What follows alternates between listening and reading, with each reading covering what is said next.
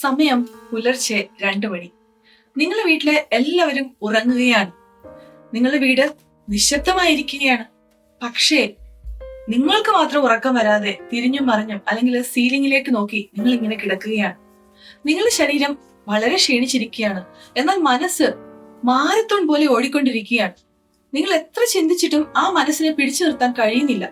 നാളെ എനിക്ക് എന്ത് സംഭവിക്കും, അല്ലെങ്കിൽ അവരെന്നാലും എന്തുകൊണ്ടാണ് അങ്ങനെ എന്നോട് പറഞ്ഞത്, ഞാൻ ആ കാര്യം മറന്നുവോ, അതിന് എപ്പോഴാണ് ഞാൻ ചെയ്യേണ്ടത്, ഇങ്ങനെയുള്ള പല ക്വസ്റ്റ്യൻസ്, ആ ചിന്തകളുടെ ഒരു ലൂപ്പില് നിങ്ങൾ ഇങ്ങനെ കിടക്കുകയാണ് ഉറക്കം വരാതെ. ഇങ്ങനെ ഉറക്കം വരാതെ കിടക്കുന്ന ഒരു വ്യക്തിയാണ് നിങ്ങളെങ്കിൽ ആത്മാർത്ഥമായിട്ട് ഞാൻ നിങ്ങളോട് പറയട്ടെ, ഇത് നിങ്ങളുടെ ഫോൾട്ട് കൊണ്ടല്ല, നിങ്ങൾ ക്രേസിയും അല്ല. പക്ഷേ രാത്രികളിൽ നിങ്ങൾക്ക് എന്തുകൊണ്ടാണ് ഇങ്ങനെ ഒരുപാട് ഓവർ തിങ്കിങ് വരുന്നത്, അല്ലെങ്കിൽ നിങ്ങൾക്ക് ഉത്കണ്ഠ ഉണ്ടാവുന്നത്? കാരണം പകൽ സമയത്ത് നിങ്ങൾ എല്ലാ കാര്യങ്ങളിലും ബിസി ആയിരിക്കും. വീട്ടിലെ കാര്യങ്ങളായാലും ശരി, ഓഫീസിലെ ആയാലും ശരി, ബിസിനസ്സിലായാലും ശരി, നിങ്ങളുടെ മനസ്സ്, നിങ്ങളുടെ ബ്രെയിൻ ഒരുപാട് കാര്യങ്ങളിൽ ബിസി ആയിരിക്കും.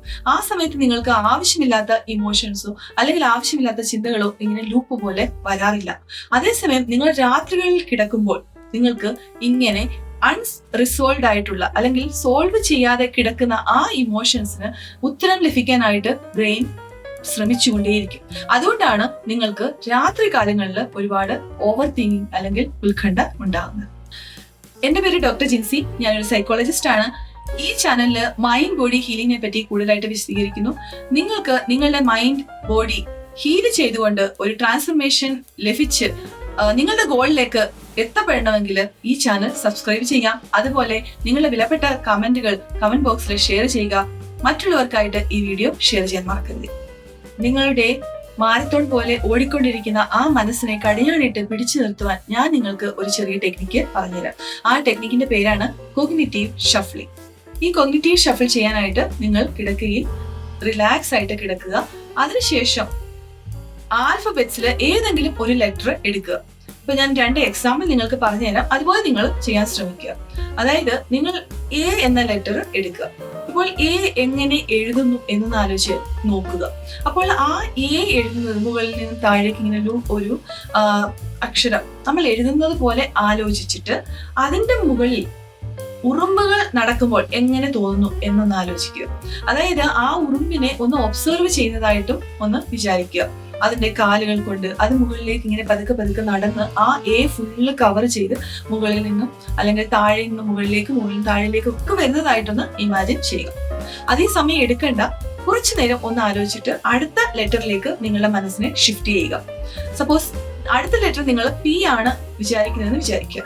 അപ്പോൾ പി ലെറ്റർ കൊണ്ട് നിങ്ങൾക്ക് അറിയാവുന്ന ഏതെങ്കിലും ഫ്രൂട്ടിനെ പറ്റി ആലോചിക്കാം.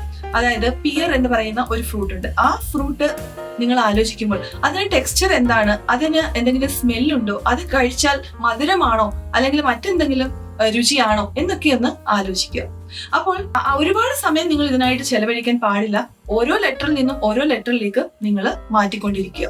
ഈ എയും പിയും ഞാനൊരു എക്സാമ്പിൾ മാത്രമാണ് പറഞ്ഞത്. നിങ്ങൾക്ക് എന്തെങ്കിലും മറ്റ് ബിയോ സിയോ എന്തെങ്കിലും നിങ്ങൾക്ക് ആലോചിച്ചുകൊണ്ട് ഇങ്ങനെ തന്നെ ചെയ്യാവുന്നതാണ്.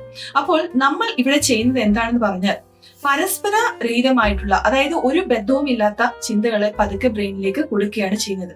അപ്പോൾ ബ്രെയിൻ ഒരു തോട്ടിൽ നിന്നും മറ്റൊരു തോട്ടിലേക്ക് ഷിഫ്റ്റ് ചെയ്യുമ്പോൾ ഓട്ടോമാറ്റിക്കായിട്ട് കാം ആവുകയും അങ്ങനെ ഓവർ തിങ്കിങ് പതുക്കെ കുറച്ചുകൊണ്ട് ഉറക്കത്തിലേക്ക് വഴുതി വീഴുവാൻ നിങ്ങളെ സഹായിക്കുകയും ചെയ്യും. ഈ കോഗ്നിറ്റീവ് ഷഫ്ലിംഗ് എന്ന ടെക്നിക് കൺസിസ്റ്റന്റ് ആയിട്ട് നിങ്ങൾ ബെഡ് ടൈമിൽ ചെയ്യുക.